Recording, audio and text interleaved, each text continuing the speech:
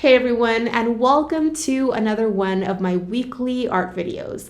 I hope you're having an amazing day wherever you are in the world, and thanks so much for joining me on this one. Today I am sharing a full watercolor pencil painting tutorial. I'm going to be sharing my entire process with you, which I have divided into phases so that you can follow along more easily. And of course, along the way, I'll be spilling the beans on all of my favorite techniques that I really enjoy bringing in whenever I am using watercolor pencils, which help me arrive at the results that I love, which often entails creating a certain level of realism while bringing in a certain level of expression and looseness. By this point, I have painted several birds with watercolor pencils, and I am happy to say that I've arrived at a specific process that I really enjoy. I have shared a past tutorial in which I am painting a blue and gold macaw, which I'm going to make sure to link to down below in the text section of this post in case you'd like to check it out. And I also have a blue jay tutorial over on Patreon. I do want to remind you that I have a watercolor pencil 101 video, which is very extensive. I share must-know information and techniques for you to practice, which are going to help you make faster progress with this tricky medium. I'll make sure to link to that video down below as well. All right, without much further ado, let's go ahead and jump in. All right, everyone. So for this one, I used a total of 7 different colors from my Gold Faber Aqua watercolor pencil set, and this is from the brand Faber-Castell. And these colors are light ultramarine, helio blue reddish, burnt ochre, blue violet, Van Dyke brown, black, and warm gray 4. I'm going to be swatching all of these colors out for you on a scrap piece of paper so that you can choose the colors that you have available that are most similar to mine, and your piece is going to turn out great. For my paper, I'm going to be using bristle board today, which is very smooth, so it's going to help me with my application of color with these pencils. And this paper also has a good thickness or weight to it, so I don't have to be super worried that I'm going to be damaging it as I bring in water and a paintbrush and I continue layering on this color. And I'll be linking to all of the supplies that you're going to see me use today down below in the description box in case you'd like to go and check them out. I'll also make sure to activate these colors with water and a paintbrush so that you can see what they look like after they've been activated. This is super important to do, in my opinion, if you're actually thinking of bringing in water and a paintbrush and doing color activation throughout the painting process.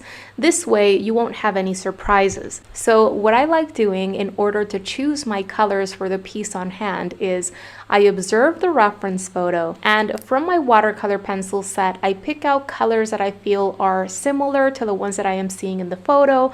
But what's most important to me as I am picking colors is I like making sure that I'm going to be able to create light value or tone areas, mid-tone areas, and darker value or tone areas all throughout my piece.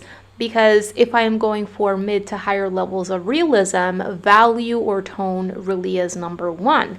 And you're going to see how I take certain artistic liberties when it comes to color use, but I focus on value. If I see a darker value area in that reference photo, I try to create a darker value in that area, even if it's with a different color because I've decided to bring in my artistic license. In this case, for example, I am bringing in purple. I don't really see purple in that reference photo, but I oftentimes like bringing in purple in watercolor pencil pieces, especially for deeper shadow areas. But even if I weren't going to bring in that wild card color, it's essential for me to pick that range of colors that is going to allow me to create lights, midtones, and darks all throughout the piece. In this case, for example, this is primarily a blue bird. So I want to make sure that I'm at least bringing in a lighter blue and a darker blue. If I were painting a bird that had green, red, and purple throughout it, then I would make sure to bring in lighter versions and darker versions of each color so that I can make sure that each area throughout the bird has a range of values throughout it. This particular bird is primarily blue. I see a little bit of gray, so I am bringing in at least one gray, but it's primarily blue. And in this piece, another important section or element that I want to be able to develop a range of values in is, of course, the branch that the bird is sitting on. So for the branch itself, I'm also bringing in a lighter brown and a darker brown. And finally, I'm also bringing in a black, and the black is going to be for the bird's beak and also for the bird's eye. So these are the 7 colors that I'm going to be using. I don't need to bring in anything else. If you've checked out any of my past tutorials, whether watercolor tutorials or watercolor pencil tutorials, then you're probably already well aware that I always like bringing in a limited amount of colors because this is going to help me create a more integrated and harmonious result. Simultaneously to this, it also helps me simplify the process and make sure that I'm not accidentally creating colors that I wasn't really intending to create. And now I am bringing in water and a paintbrush, and I'm going to be activating all of these for you. Oftentimes with watercolor pencils, that color looks quite different when it's activated.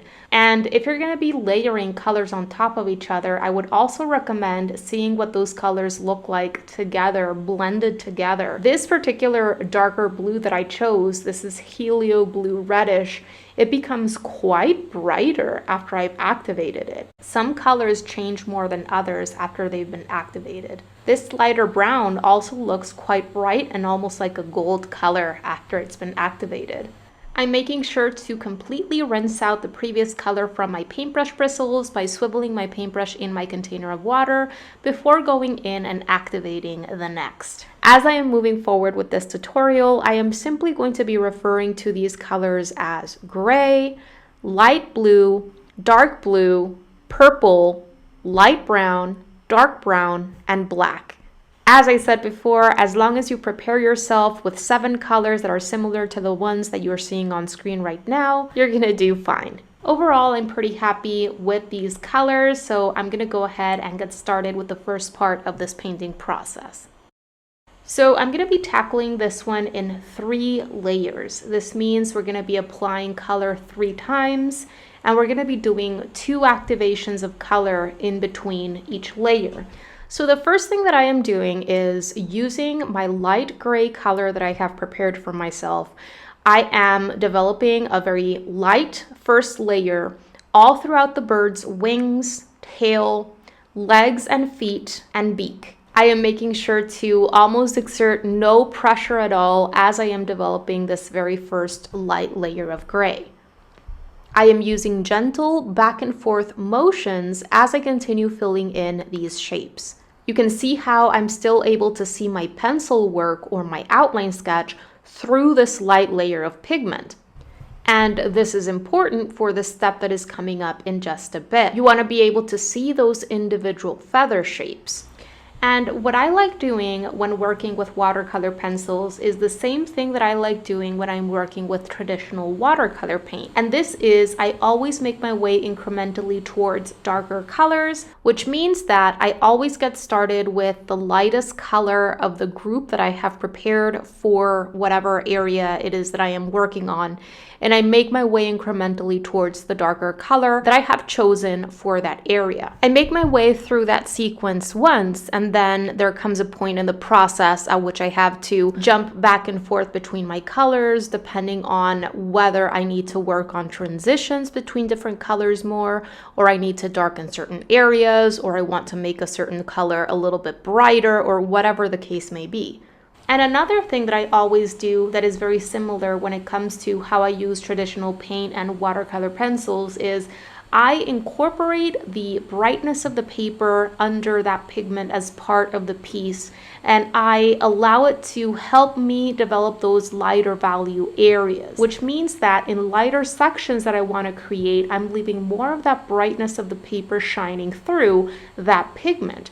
And in darker areas, I'm going to be doing more of that layering of that pigment and covering more paper. This is why I don't need to bring in any white color or paint at all into this process, because the brightness and whiteness of the paper is going to help me develop those lighter values and is going to stand in place for my highlights, which I am going to do my best to keep protected throughout this painting process. All right, so what I moved on to doing after having filled in those shapes with a light gray all throughout is I am going in and very gently outlining each individual feather shape.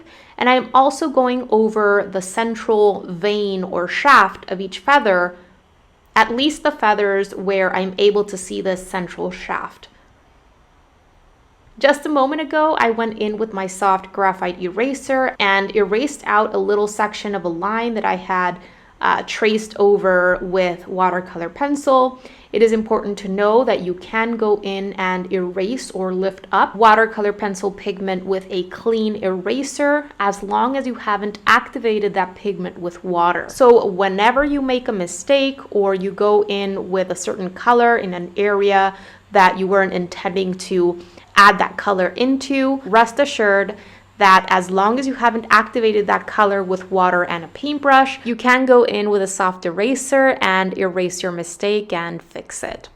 All right, so after I was done with defining the outer edges of these individual feathers in the wings and the tail, what I started doing was I started working on the first lightest layer of little teeny tiny feathers all throughout the bird's head and the back, and also the chest and belly areas. Now, these feathers are quite different from the feathers in the wings and the tail.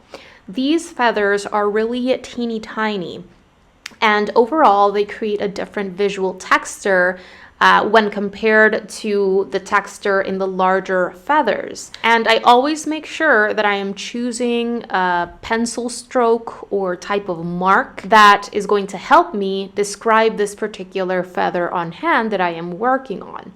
When it came to the larger feathers, because those are larger shapes, it made sense that I just went in and filled in the entire shape. However, with these teeny tiny feathers, in order to communicate that texture created by these little teeny tiny feathers, I am going in with individual marks or strokes all throughout these different areas where these little feathers are present. It is not my intention to completely fill up these shapes or the entire head, the entire upper back, and the entire belly and chest areas with these marks, but I am making sure that all these areas have quite a bit of these marks throughout them. Now, when it is that I am drawing or painting feathers or fur or hair or anything like that, it is so important that I pay attention to that reference photo. If I want that texture created by the feathers, by the fur, by the hair, whatever it is, I need to make sure that I understand not only the feather or hair length, but also the direction of the feather or hair growth. Because if I don't have these characteristics in mind as I am laying down those little marks, those little strokes, or those paintbrush strokes, whatever it is that I am working on, at the end, the result is not going to look very believable. As I am creating these little strokes, these little marks for these teeny tiny feathers, I am observing the reference photo closely, and you can even zoom into that specific section in the reference photo so that you can really see what's going on in terms of the length and also the direction of the feather growth. And I am making sure that these little marks that I'm creating are tapered, and to do this, I am just quickly flicking my wrist as I am creating these little marks, really considering the root or the base of that little feather, trying to make that base thicker than the outermost section of that little feather. I am also making these marks slightly curved because I know that if I go in with very straight marks or lines, that is going to lead to stiffness and it's not going to lead to very natural looking results. I'm also not pressing down very hard at all because this is still the very first lightest layer all throughout these areas. And remember that I am making my way patiently and incrementally towards darker values. And you can see how I'm just clustering these marks together in different ways, overlapping them in different ways, and really trying to stay away from the look of any organized pattern as I am laying down these lines and marks. I continue adding these marks into these areas until I feel I have enough of these lightest gray marks. Again, it is not my intention to cover up these areas completely with this lightest gray. As I said, I want to incorporate the brightness of the paper as part of the piece because it's going to help me develop a little bit of highlight effect in the feathers, which is something that I want. And if I completely cover up the paper with gray, then I'm gonna get rid of that light, glowy feel that is so particular to watercolor. Another thing that I always have in mind as I am developing texture is that texture follows form.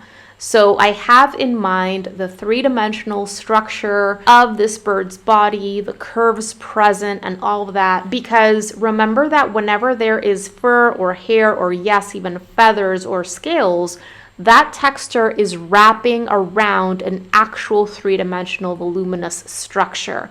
So we need to have that structure in mind if we're looking for that texture that is on that structure, if we want that to look believable. All right, so before moving on to my first blue, I'm gonna go ahead and create another layer, so a second layering on the feather shapes in the wings. And these are mostly shadow shapes that would be created where the upper feather is creating a little bit of a shadow shape on the feather underneath, and also maybe a little bit of a shadow shape right beside the central shaft in the feathers where the central shaft is showing. I'm also adding in a few shadow shapes on the little bird's legs and feet. For example, where the mass of the bird's body would be creating a little bit of a shadow on that upper section of its leg, or where there are shadows in between the little fingers. I'm still keeping the pressure very, very light.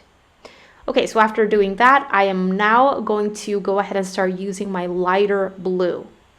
And what I start doing with this lighter blue color is exactly what I was doing with my gray. I am starting in the bird's head and starting to develop more of these little lines and marks. And I'm going to be doing this in the head, the upper back, the chest, and the belly area. I'm going to be adding a fewer amount of these blue lines and marks in the chest and belly areas though, because they are mostly gray in that reference photo. I'm going to go quiet as I continue adding in these lines and marks throughout these sections in the bird's body. Everything is exactly the same as what I was doing when I was using my gray. I make sure to continue observing that reference photo as I go.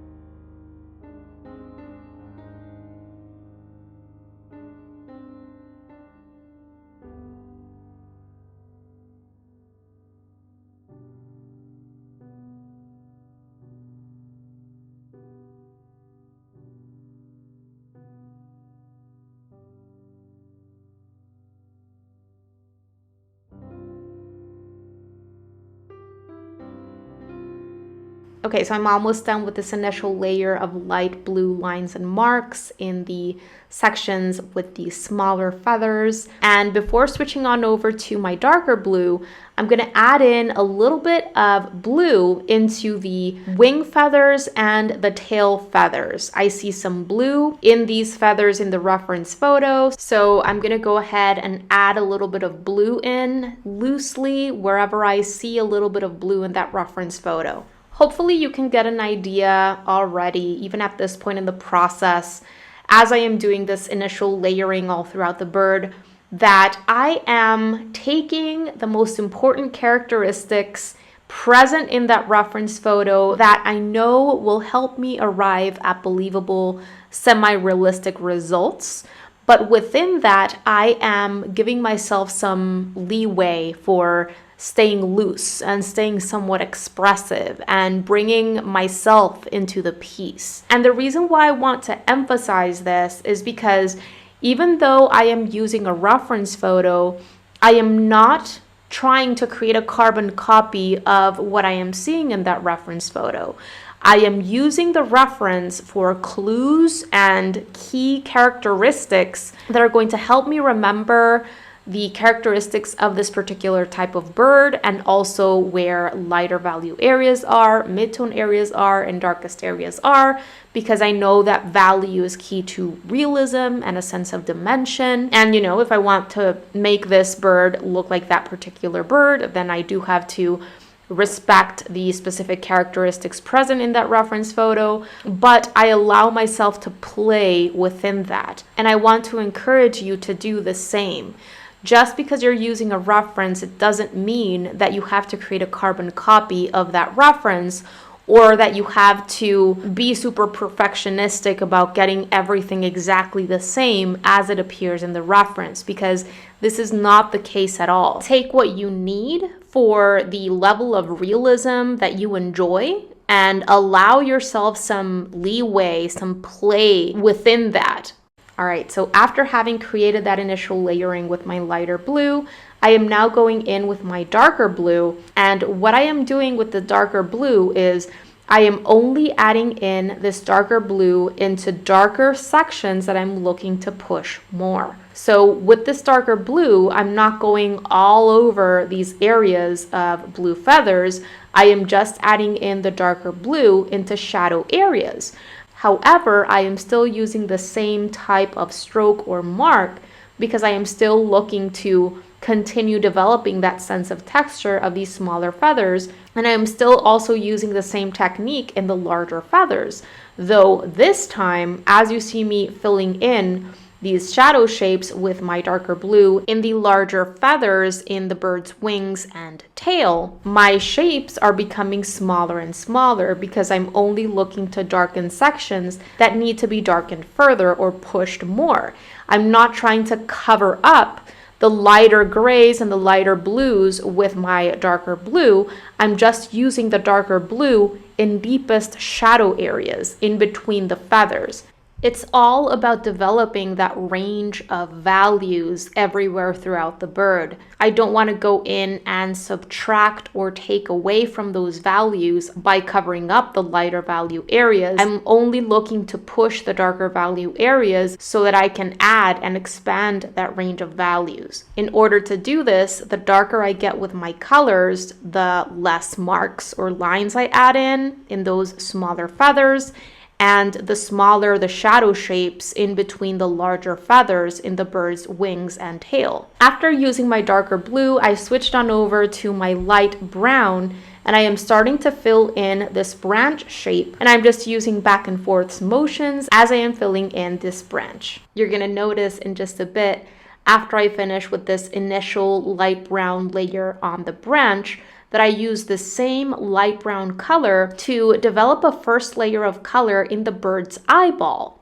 So if I zoom into that reference photo, I perceive a little bit of a reddish brown in the bird's iris. So by going in with the brown first, I know that later I'm going to be able to color in the pupil, which is black, And I'm going to have a little bit of that brown left shining through in sections where I want to leave the brown for that iris showing. I do make sure as I am filling in the eyeball shape with my light brown that I don't cover up the highlight shape. I want to make sure that I keep the highlight protected, where that whiteness of the paper is going to be left shining through uncovered with pigment.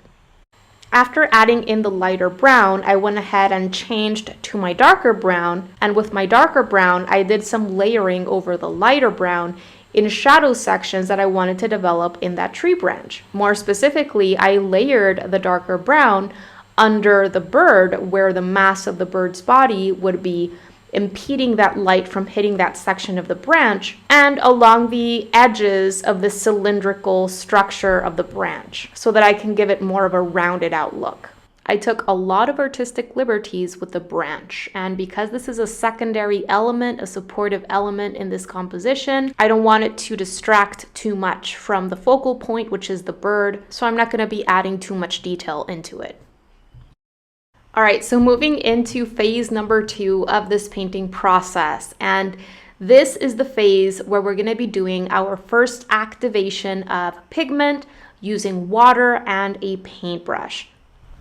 For this first activation of color, I am using a size 6 round brush. I would recommend using a round brush, and you can use anywhere from a size 3 to a size 6. I wouldn't go much larger than that, because you can start bringing in way too much water with your brush and you can start losing control. Plus, we're using a smaller brush so that we can go in with similar strokes to what we were using before when we were actually laying down that pigment on paper with our pencil. So what I mean is, you can see me go in with just the tip of my brush, and I am using very similar motions or strokes to what I was using with my watercolor pencil as I was placing that pigment on paper. Still paying attention to that reference photo and still acknowledging the length and the direction of the feather growth. My intention here is just to activate that color, activate those little lines and marks that I just created with the tip of my brush and a very small amount of water. When it comes to activating watercolor pencil pigment,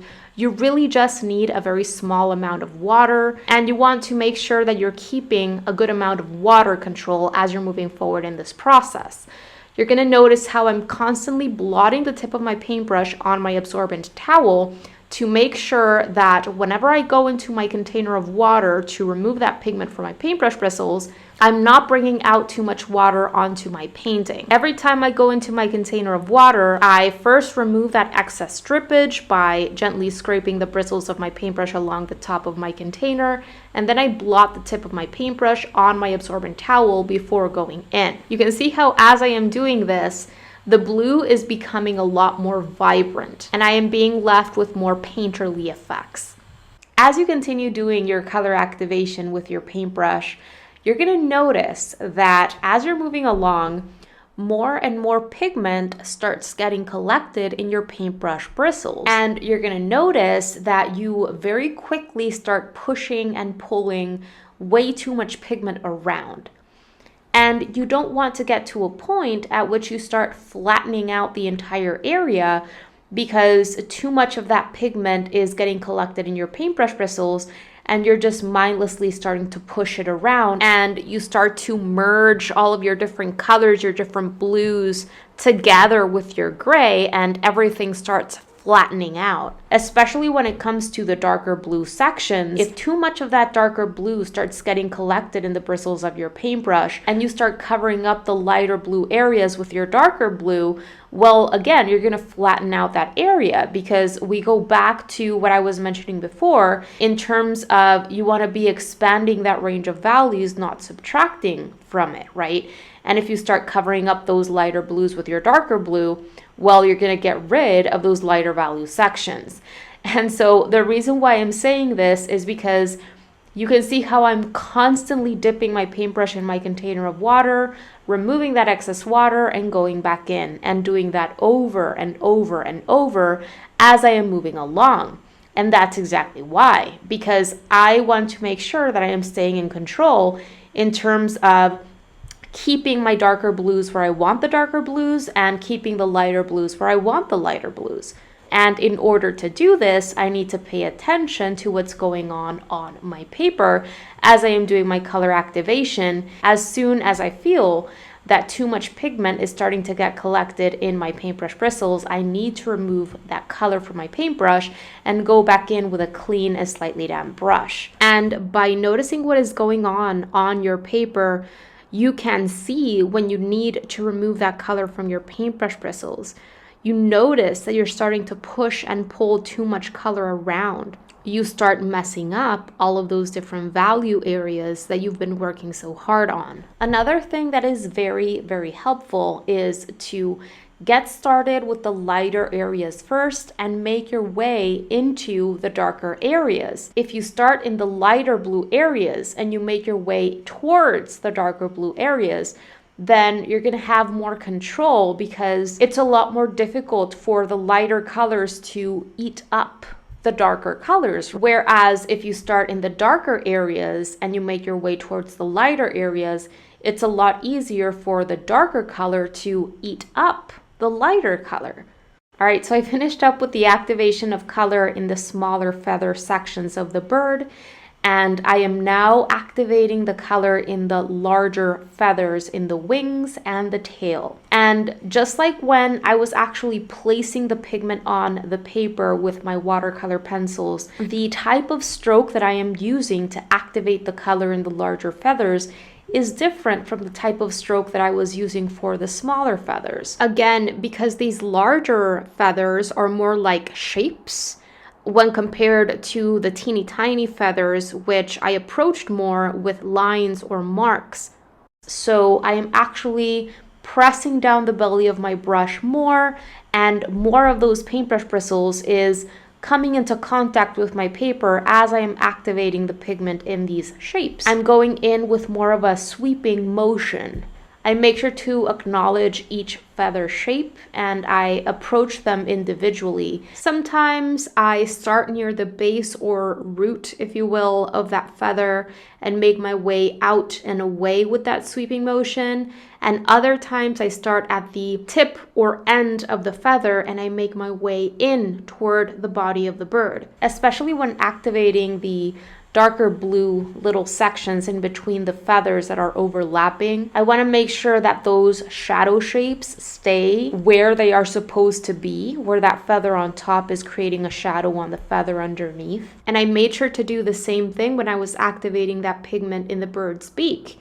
You can see how I already started creating a little bit of a sense of shadow in the bottom section of the beak, created by the overlapping top section of the beak. And also, of course, in the bird's nostril. As I was activating those gray sections very carefully, I made sure that those darker gray shapes that I had created for those shadow areas stayed where they were supposed to be. If I had started just mindlessly moving my paintbrush back and forth, then I would be getting rid of those darker, more concentrated gray areas. So it's all about continuing to see what is happening on the page and staying mindful and being careful, and always, of course, respecting the values that you're trying to develop. Where are the lighter areas? Where are the mid-tone areas? Where are the darkest areas? I don't want to push that pigment around too much that is creating that shadow shape, because I would get rid of that shadow shape. So I'm just careful to keep those shadow shapes where they belong. I do my best not to go over the same area over and over and over again.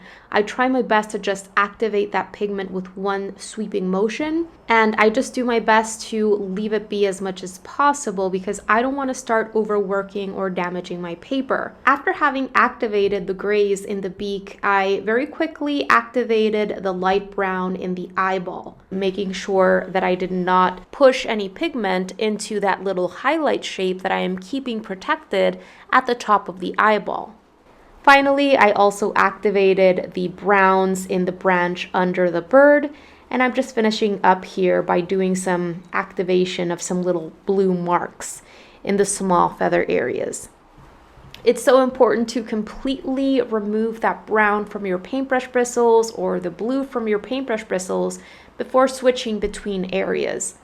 As you can see, I was left with a very painterly, nice texture throughout the branch when I was activating those browns in this section. I want to make sure that when I apply my next layers of color throughout the branch, that I don't completely cover up this texture that is going to help me describe or better portray that wood. Okay, so I allowed everything to dry completely, and you can feel free to help yourself with a hairdryer if you want to speed up that drying process. But it is very, very important that before moving on to this next phase of the process, that everything is completely dry. This is very important because we're going in with pencils, with a sharp, pointy tool, and if your paper is still wet or damp, it is more fragile, and you can run the risk of scratching or damaging it, and you're not going to be able to take that back. All right, so after everything was completely dry, I started working on what I would refer to as layering number 2. And the objective with this phase of the process is to push darker value areas throughout the bird. And I'm also going to be working on transitions between darker values and lighter values. So the first thing that I do is I go in with my darker blue and I start creating more of the same type of lines and marks that I was creating in my first layer, but I'm focusing on adding these darker marks once again in the darkest sections that I'm able to see in the reference photo, doing more overlapping in these darkest areas, but I'm also adding more dark blue in a general sense, developing darker values in areas where it's a very large area and all I see throughout that area are lighter blue values. So this goes back to making sure that all throughout the bird I have a wide range of values. Oftentimes, when you start developing darker values, these lines or marks or shapes that you develop with your darker color can end up looking a little bit too stark on those lighter values. And you need to work on that transition, that step in between the darker values, in this case, the darker blues and the lighter blues, a little bit more so that you can have a transition step, if you will, in between the darker values and the lighter values. And sometimes it's not even going in right in between the darker value and the lighter value and deliberately creating that transition step in between. Sometimes it is a matter of just adding more of that mid-tone throughout the entire general area so that when the viewer is seeing the entire composition at once, one little mark or shape or line is not overly distracting and stark looking, because those midtones that you've created all throughout that area are helping make those darker shapes, lines, or marks softer. There is less contrast between lighter values and darker values because you've developed those midtones. So again, sometimes it is going to be a matter of going in and creating that gradual transition right in between the darker areas and the lighter areas. And other times it's just going to be a matter of adding more of those midtones all throughout the area. As a general rule of thumb, if there is ever a very stark looking line, shape, or mark anywhere in the piece, when I am seeing the entire composition as a whole and seeing everything from a bit of a distance, it means that I have gone a little bit overboard with that specific line, mark, or shape, which means that I have to go in and work on transitions or work on general midtones.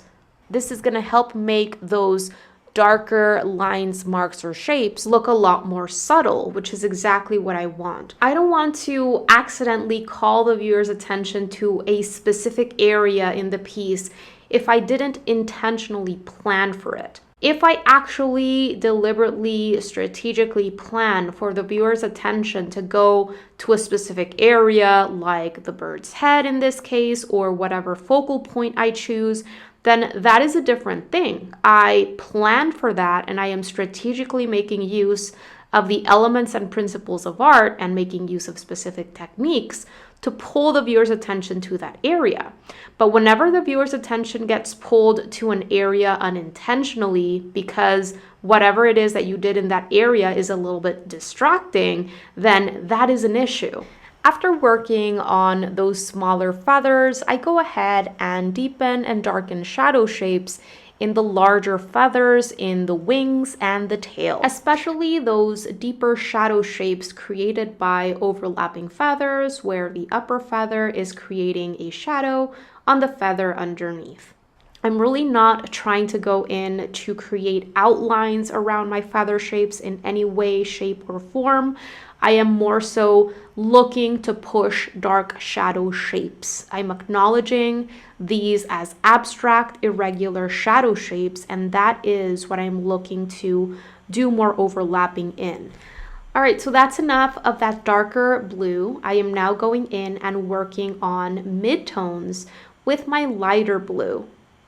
So at this point, I allow myself to press down a tiny bit harder with my lighter blue than I was before, because I am mostly using this lighter blue to work on mid-tone transitions, to help soften transitions between the darker blue areas and the lighter blue areas. And another thing that I am doing is I'm adding a little bit more of this lighter blue in large white shapes, especially in the wing feathers and the tail feathers, where a large portion of that shape looks almost completely white to me after having done that activation of color.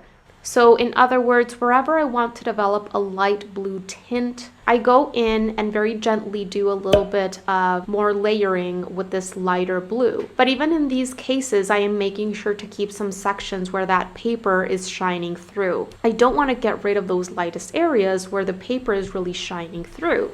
I'm just trying to make those highlight shapes smaller, because since we've been using only light colors in many of these feather shapes with that very light gray and the light blue, oftentimes after doing that first activation with color, things end up looking completely white almost, and those highlights just end up looking way too big. So wherever you want to add in a light blue tint, just go ahead and do a little bit more placement of your light blue without pressing down hard at all. After working on those transitions and that addition of light blue in some areas, I go ahead and switch to my purple. So I'm finally bringing in my purple. And as I was mentioning in the beginning of this video, when I am working on watercolor pencil pieces, I oftentimes like bringing in what I like referring to as a wild card color for my shadow shapes, especially the deepest shadow shapes. It really helps add interest and color harmony to the piece, and it helps me push deepest, darkest shadow sections. So what I am doing with my purple is I am loosely and in a very expressive way jumping around the entire bird, doing overlapping with this purple in deepest shadow sections in between overlapping feathers. I'm very quickly going over certain edges of some of these feathers to add a little bit more definition without really trying to create outlines or anything like that. And I'm also going over certain sections of the central vein of the feathers where I'm able to see that central vein, that central shaft. You can see how quickly I am doing this and how I'm making sure that all of these shapes that I'm creating are very irregular, and the lines or marks that I'm creating with my purple have a lot of irregularity throughout them as well. They have a lot of line weight variation within them, which simply means that there are certain sections of that line or mark that look thicker and darker, and other sections look thinner and lighter. This is going to lead to a more natural looking result instead of going in and trying to create perfect lines and outlines with one consistent thickness or weight all throughout. In realism, there are no lines, there are no outlines, and I'm really trying to stay away from that.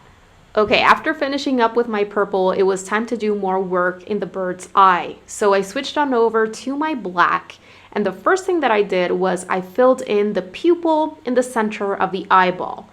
I am making sure to keep that highlight shape at the top of the eyeball protected as I am doing all of this. If for whatever reason you end up covering up your highlight shape, what I would recommend doing is using a white paint pen or maybe some white gouache and adding in that highlight shape at the end of the painting process. But it's so important that your animal portraits or your human portraits include highlights in those eyes, because it's what makes them come to life. And they also provide a sense of realism, because in reality, Human and animal eyeballs are moist, and that highlight is going to give off that illusion that there is moisture in that eyeball. Aside from filling in that pupil, I also darken some sections around the eye with my black, wherever I see that darker value around the eye in the reference photo. And when I am working on eyes, I always make sure to zoom into that reference photo so that I can focus on that area. Something that I notice in this reference photo is that this particular bird has very teeny tiny feathers around the eye, especially along the bottom edge. You'll see these teeny tiny feathers that I'm referring to. And these teeny tiny feathers are creating a little bit of a shadow on the feathers underneath. And those sections I also make sure to darken with my black. So again, it's all about pushing those shadow shapes. Notice how I didn't go in and create a perfect black ring around the eye. And I also tried to not create a perfect circle around the eye. I just darkened certain sections around the eye and made certain shadow shapes thicker than others. If I go in and try to create a perfect circular ring around the eye, that is probably going to look a lot more cartoony. So unless you're going for that kind of effect, then I would recommend against it. After finishing up with the eye, I go ahead and darken some sections of the beak with my black. So I darken that shadow shape under the top part of the beak and also in the nostril. And then I change on over to my gray to work on transitions in between those very dark black looking areas and the lighter gray areas. I leave the top of the beak free of the second layering of color. I just leave that previous layer shining through, completely uncovered in the top of that beak so that those can be my lighter values.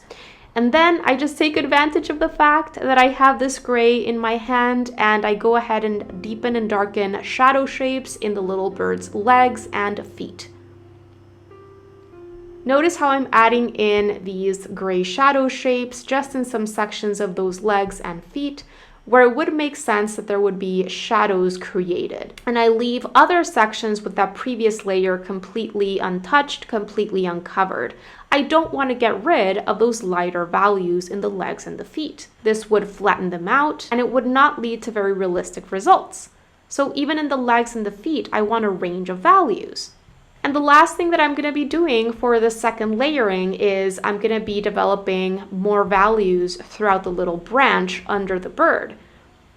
And I do get started with the lightest brown first. I add in a little bit of that lighter brown, especially in shadow shapes below the bird and also along the upper and lower edges of this branch, this cylindrical structure. Once I have added in some of my lighter brown, I go ahead and switch to my darker brown.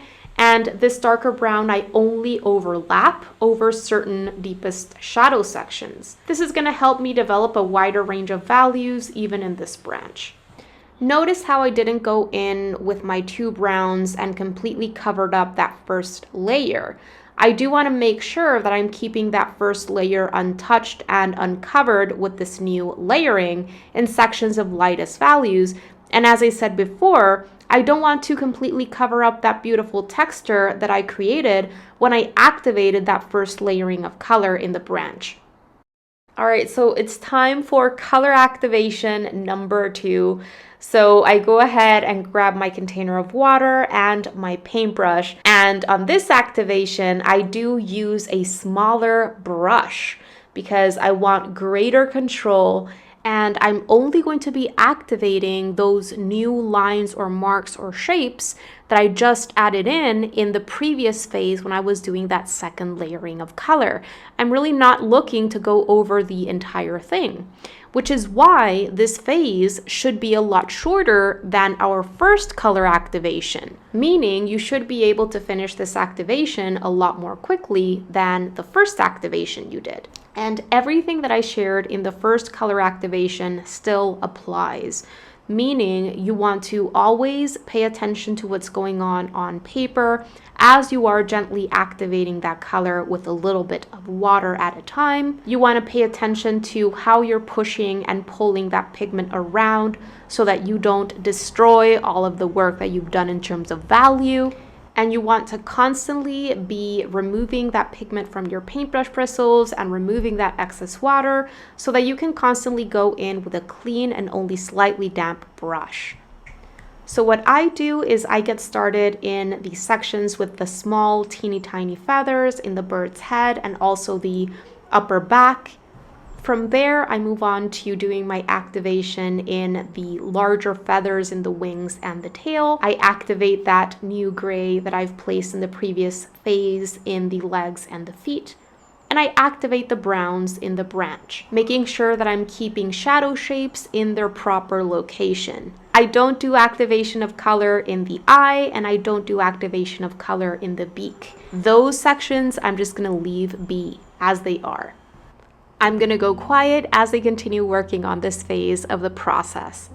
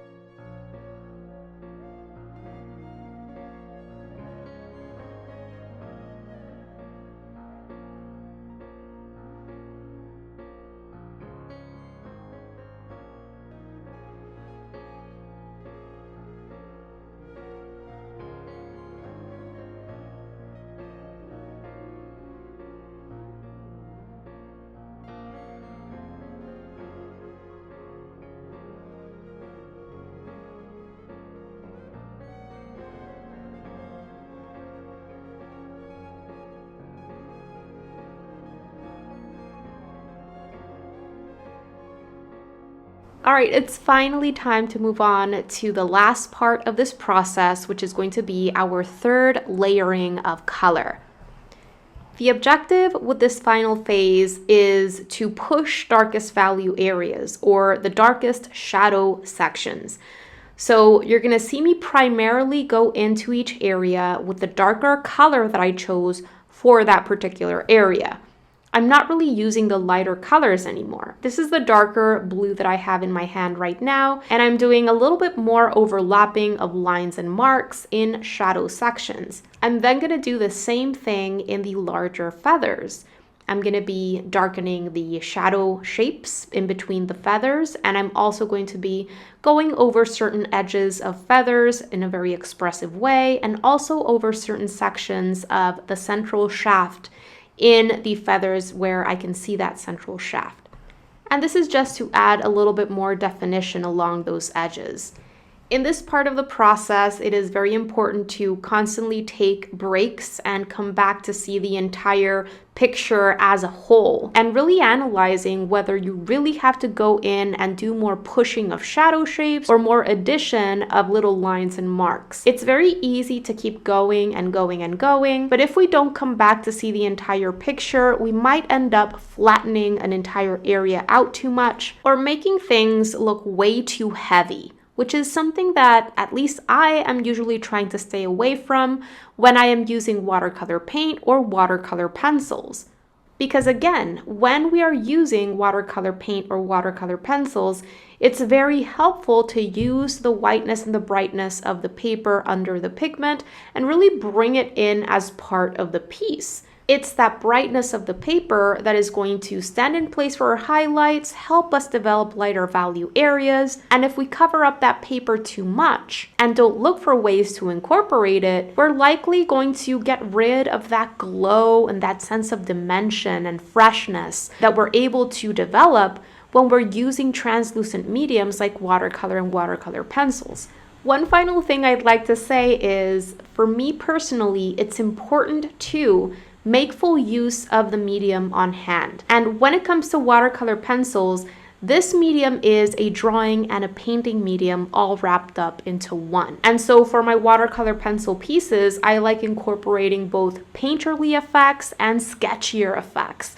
I actually like keeping some of that sketchy texture that is created when you apply pigment on paper with a pencil. And this is why I'm not going to be activating this last layering of pigment. But even when I do go ahead and activate my watercolor pencil pigment with a paintbrush and water, it's not really my intention to completely get rid of that texture that is going to be likely left behind, at least to a certain extent, when you are using watercolor pencils.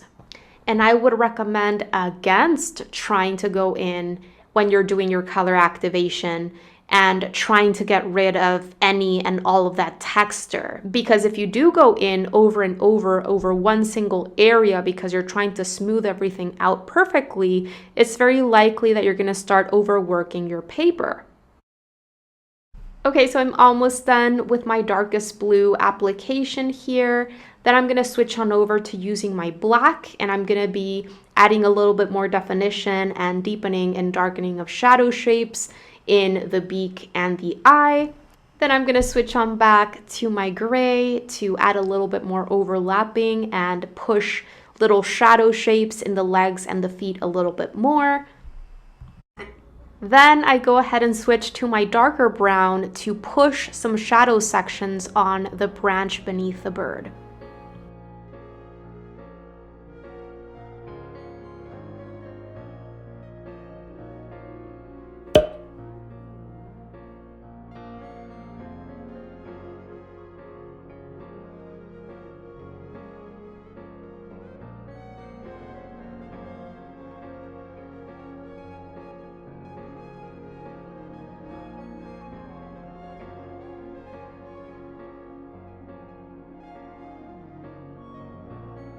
And the very last thing that I do is I switch on over to my purple, and tie everything together by adding a little bit of overlapping of this purple over my darker brown in shadow sections in the branch.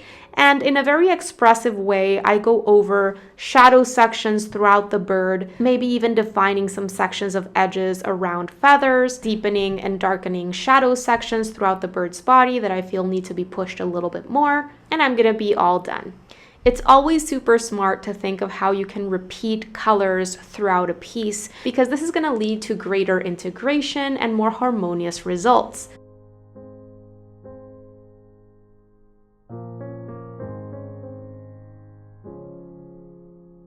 Did you enjoy this tutorial? I really hope you did, and if so, make sure to check out everything that I am offering over at my Patreon membership website, because for a very small amount a month, you're going to get immediate access to my exclusive tutorials, classes, and resources that I don't share anywhere else. All of these exclusive tutorials include my downloadable outline sketches so that you don't have to start from scratch, reference photos, and my supply lists.